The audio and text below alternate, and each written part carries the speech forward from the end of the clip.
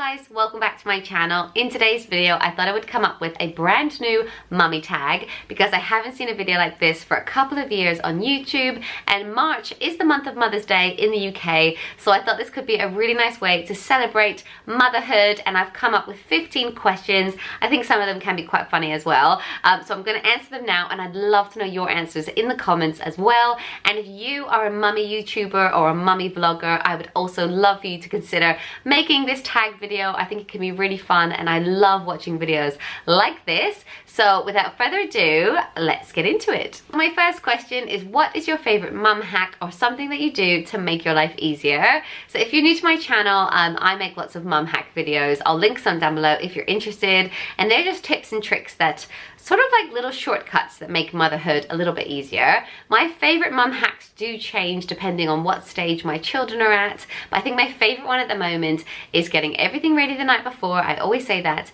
but also putting my kids' school bags into the car, so we're literally like so ready to go. I know that's such a simple one, but it's one that I do like most days, and I just find it really helps. My next question is, what is your most embarrassing mum moment? And I feel like I could tell you so many stories about breast milk or baby poo, but the number one moment that comes to mind is when Fraser was 8 weeks old and we were out shopping. He needed a nappy change, so we went into a disabled toilet because that is where the baby changing was. Now, while I was changing Fraser's nappy, Matt decided he needed the toilet. So then he was on the toilet, and then once I'd finished Fraser needed a feed. So I was stood there in the toilet, breastfeeding Fraser, but stood up, you know, you get the hang of it, and we must not have locked the door because this elderly lady walked in, and you can imagine there was a man sitting on the toilet, there was me standing there with my boob out breastfeeding a baby, and she was needing the disabled toilet, and it was just like the most embarrassing thing. My next question is, what part of the day do you love the most? So for me, my favorite part of the day with the kids is first thing in the morning. When I hear Jackson wake up, I'll go and get him, bring him into our bed, and then Kayla will get in, and then Fraser will get in, and we'll all have like a 10 to 15 minute like cuddle in bed before we even start the day, get breakfast, and I just love that bit so much. The next question is, what part of the day do you like the least? So my least favorite thing to do as a mum is to get the kids' shoes on. I feel like I'm always saying, get your shoes on, get your shoes on, get your shoes on. And then if I ever have to help them because they're taking too long, someone will like fall over or step on me or pull my hair. And it's just like really dramatic. And I'm like, how hard is it to just put on shoes? The next question is, what is the worst thing someone said to you when you were pregnant? So I don't know what it is, but when you're pregnant, people just feel free to talk about your body or tell you their opinion, or there's just so many things people said to me, 10-pound baby, twins, all those things. But the worst thing, because I'm a mum of 3 boys, I think it used to really get to me when people would say that it actually looked like I was carrying a girl. I would have seen in the scans, I would have seen a penis, but people would still say, oh, that's not 100%, you know, I think it looks like a girl, or they'll feel my bump and say, oh no, it's definitely a girl. And I was just like, no, medical science has told me it's a boy, and people just still would say it's a girl. It used to really annoy me. The next question is, what is a baby name that you loved that your partner didn't agree on? So for us, we had quite a few that we didn't agree on. The top 2 that come to mind is, I really liked the name Paige for a girl, and I really liked the name Chase for a boy, and Matt was like, absolutely not for both of those. The next question is, do you co-sleep? So for us, when we have a newborn baby, and even up to the age of 2, we didn't tend to co-sleep unless someone was unwell, or you know, you like bring them into your bed in the middle of the night. Normally they were just in their crib on their own, but as soon as we transfer them into a bed, we would get people coming in during the night, and we'd be too tired to tell them no. So at the moment, Caleb does get in with us every night. He's 5, but I don't tend to notice because it's like 3 a.m. And Fraser did the same when he was that age, and then he stopped when he was 7. So I don't think it's gonna last that long. We actually secretly quite like it. And then I'm hoping that when Caleb stops, maybe Jackson will start. So I don't mind having someone in my bed, but I think it's quite nice that they don't start out in my bed, they just end up there in the morning. Next question is, name a product that you bought for your baby but have never used. So I actually made a video all about the products I regret buying for my baby. I'll link it down below. But the number one thing that comes to mind is the Willy Wigwam. This is a little thing that you put over your baby when you're changing their nappy, and it's supposed to catch all the wee, and it was a complete waste of time, really fiddly, and I would just never recommend that anyone buy it. The next question is name 3 hospital bag must-haves. I have made a video about what I packed in my hospital bag. I'll link that down below as well, but the top things that spring to mind would be big, huge, comfortable dark pants, and lots of them. The next thing would be more pads than you think you need. Buy like triple to what you think you need.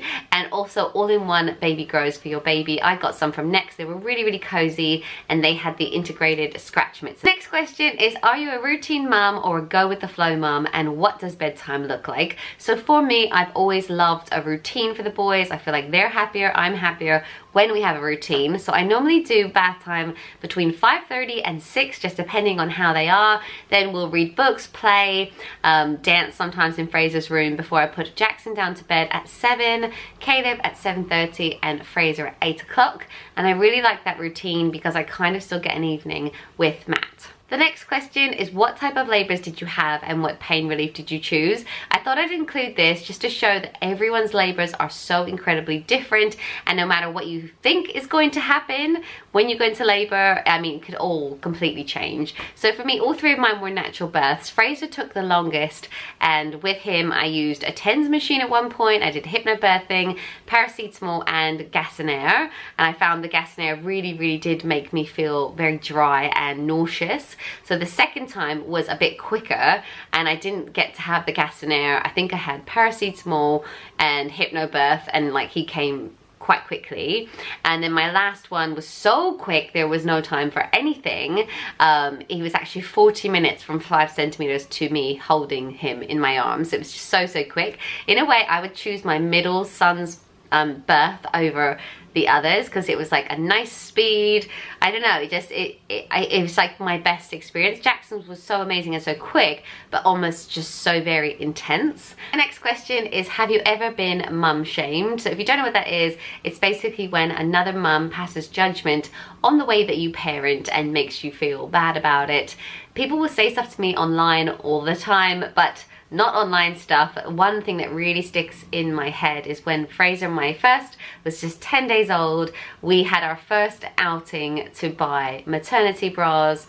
I went into a shop, which I shall not name, and I said, could I try on these bras and feed my baby in the fitting room?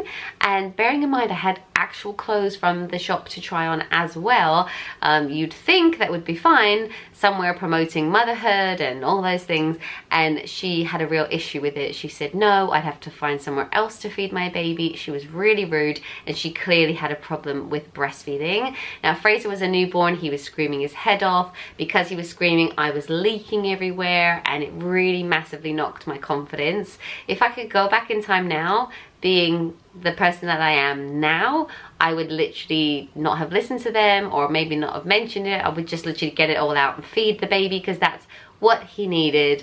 But I just remember that really affecting me for ages. I was scared to feed in public. The next question is, what have been the biggest challenges for you since becoming a mother? And I wanted to include this because I think when you're pregnant, you think you know how you're going to be when you are a mum, but then as soon as you hold that baby in your arms, something changes in you. And yeah, I don't know, like for me, I never expected that I would suffer from anxiety, and I developed separation anxiety as soon as I became a mum, which means I hate being away from the kids. I really do struggle. I feel sick, just so anxious and tearful, and that has probably been my biggest challenge since becoming a parent. My next question is, what is the best bit of advice that you've ever been given, and what is one piece of advice that you would also like to pass on to new mums? So the best advice that I got given was by someone when I had a new baby, that they said that you should sometimes just wind or burp for as long as you fed, and that was really helpful because my children were really windy, would really suffer if I didn't burp them for long enough. So that was a really good tip. The tip that I would like to pass on to any new mums is to not compare yourself. It just makes you feel bad. Don't compare yourself to your own mother and how she parented. Don't compare yourself to your best friend. Don't compare yourself to anyone on Instagram or anything else.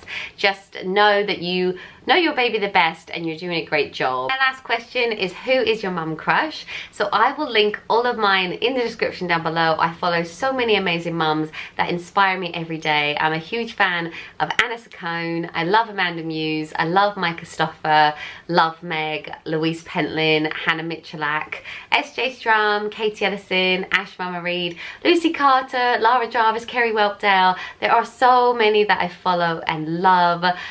So I'll link loads in the description. I'd love for you guys to do this tag if you fancy it.